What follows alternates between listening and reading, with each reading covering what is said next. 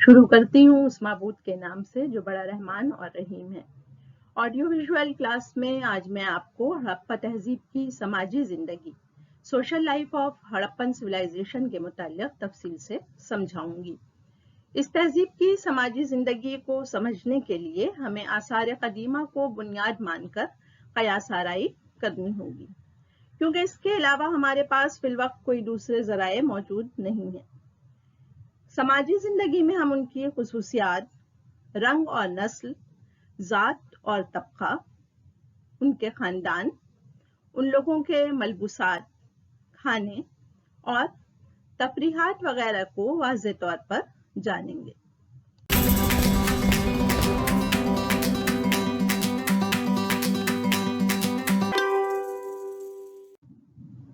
हड़प्पा तहजीब के ताल्लुक से एक सवाल जो अक्सर पूछा जाता है कि वादिया सिंध की तहजीब को हड़प्पा तहजीब क्यों कहा जाता है। Why Indus Valley Civilization is called the Harappan Civilization?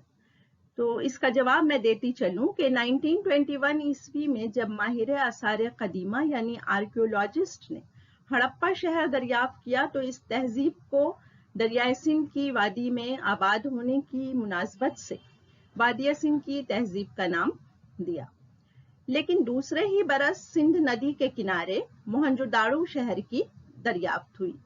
उसके बाद वक्फे से 1950 ईस्वी के बाद तक कदीम हिंदुस्तान के शुमाल मगरबी इलाके या मौजूदा हिंदुस्तान और पाकिस्तान के कुछ हिस्सों पर मुश्तमिल इलाके में बहने वाले दरियाओं के साहिल पर कई एक शहर की दरियाफ्त हुई। माहिर असरियात के लिए इतने बड़े इलाके को वादिया सिंध की तहजीब का नाम देना मुनासिब नहीं था, इसलिए पहला शहर हड़प्पा को इस्तिलाह के तौर पर इस्तेमाल करते हुए इस पूरे इलाके की तहजीब को हड़प्पा तहजीब का नाम दिया गया।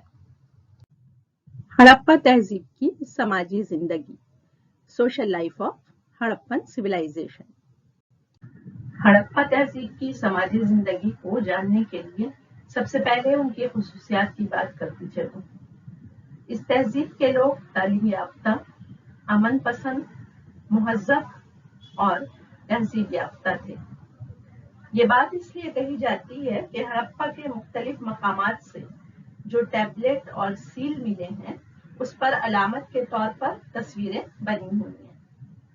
ये अलामती तस्वीरें उनके तालीम याफ्ता और मुहज़्ज़ब होने की शहादतें पेश करती हैं। इन अलामती तस्वीर वाली लिखावट यानी पिक्टोग्राफ के सिलसिले से हम कुछ जान लें। इस लिखावट को शुरू में हेनरी हैरिस ने डेसिफर यानी पढ़ने की कोशिश की थी और उन्होंने हड़प्पा की तहरीर को द्राविड कौम की जबान होने का नजरिया दिया था। बाज़ मुअर्रिखीन के मुताबिक ये लिखावट दाएं से बाएं और फिर बाएं से दाएं लिखी गई है।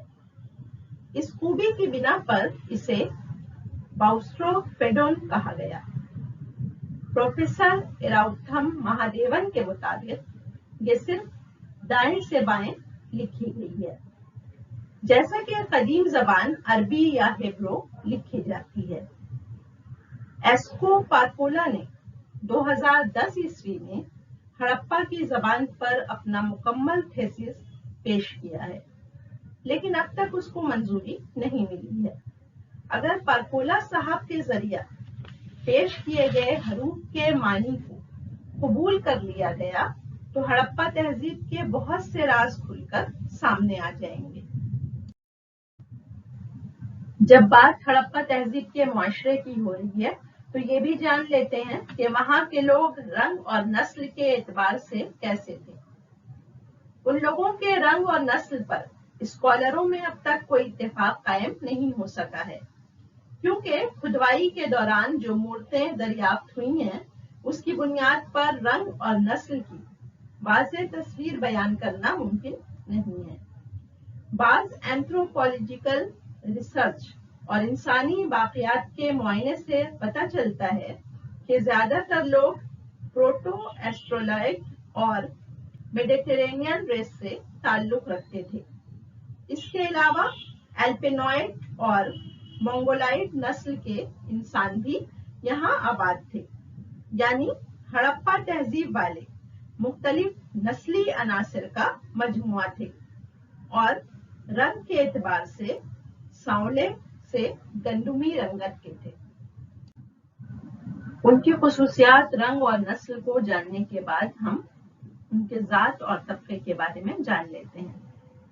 हड़प्पा वालों के माशरे में जात पात का निजाम था या नहीं, इस पर यकीन के साथ कुछ भी नहीं कहा जा सकता है, लेकिन हड़प्पा के मुख्तलिफ असरियाती मकाम से शहरी मनसूबाबंदी, रिहायशी तामीरात, बर्तन, जेवरात, सवारी और खेती बाड़ी के औजार वगैरह के दरियाफ्त होने वाले नमूने की बुनियाद पर यह अंदाजा लगाया जाता है कि उनका समाज ऑक्यूपेशन के एतबार से कम 3 क्लास या स्टेट में जरूर बटा रहा होगा, जैसे शहरी इंतजामी अमूर और मजहबी काम से जुड़े लोगों का तबका, जिसे फर्स्ट स्टेट या पर क्लास में, ताजिर और कारखानादार, वेद और लिखाई पढ़ाई के पेशे से जुड़े लोग, जिसे सेकेंड स्टेट या मिडिल क्लास में, फनकार और हुनरमंद, किसान और मजदूर वगैरह की जमात, जिसे थर्ड स्टेट या लोअर क्लास में शामिल किया जाता रहा होगा। दर्जात या तबकाबंदी के एतबार से उनमें माशी नाबराबरी भी रही होगी। इस तरह ये कहा जा सकता है कि उनका समाज नॉन इगैलिटेरियन रहा होगा। हड़प्पा तहजीब में खानदानी निजाम कैसा था या खानदान का सरबराह कौन होता था, इस बारे में जानते हुए हम ये समझते हैं कि सर जॉन मार्शल ने मोहनजोदाड़ो और दूसरे मकामात से दरियाफ्त होने वाले मुजस्समे की बुनियाद पर यह दावा किया है कि हड़प्पा तहजीब में औरत की सरबराही वाला माशरती निजाम, मैट्रियार्कल सोसाइटी कायम था।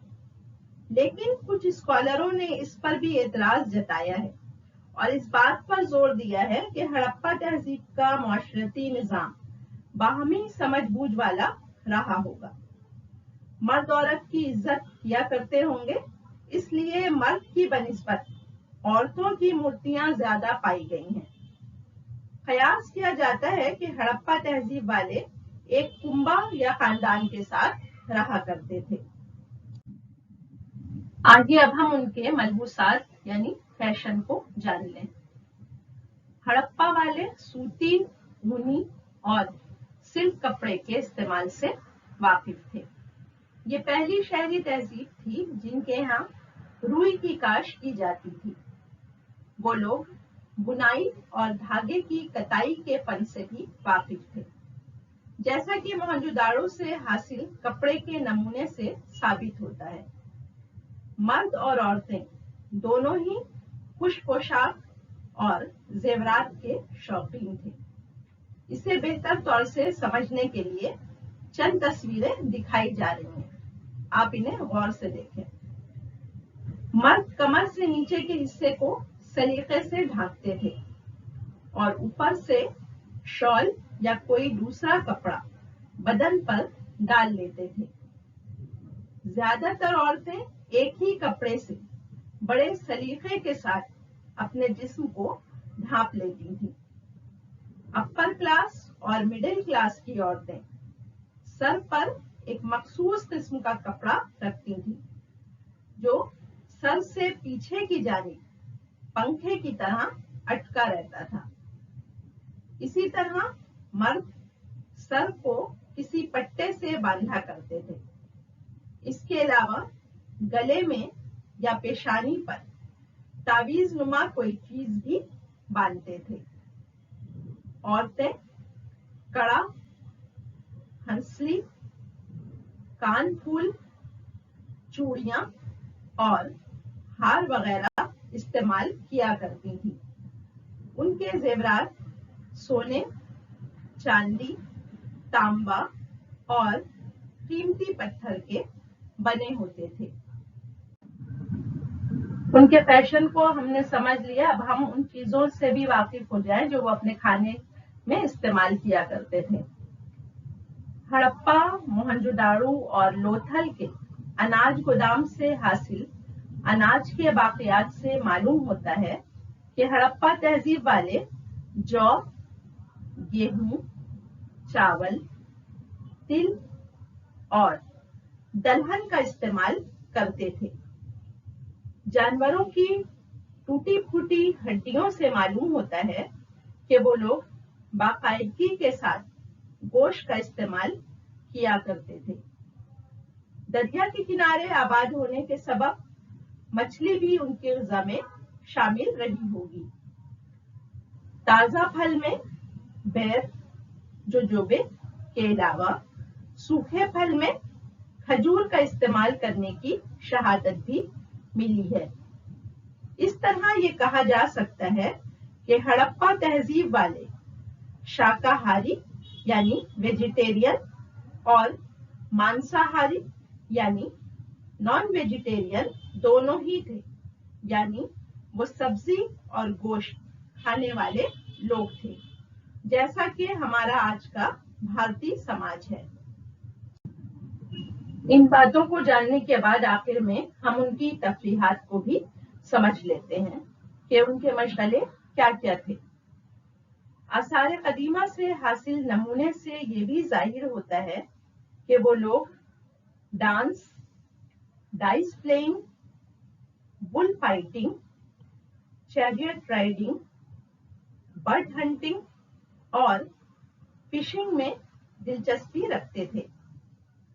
उनके बच्चे मिट्टी के बने खिलौने जैसे गुड़िया, सीटी, बैलगाड़ी वगैरह से खेला करते थे। इस तरह ये कहा जा सकता है कि हड़प्पा तहजीब वाले तफरीहात में काफी दिलचस्पी रखते थे।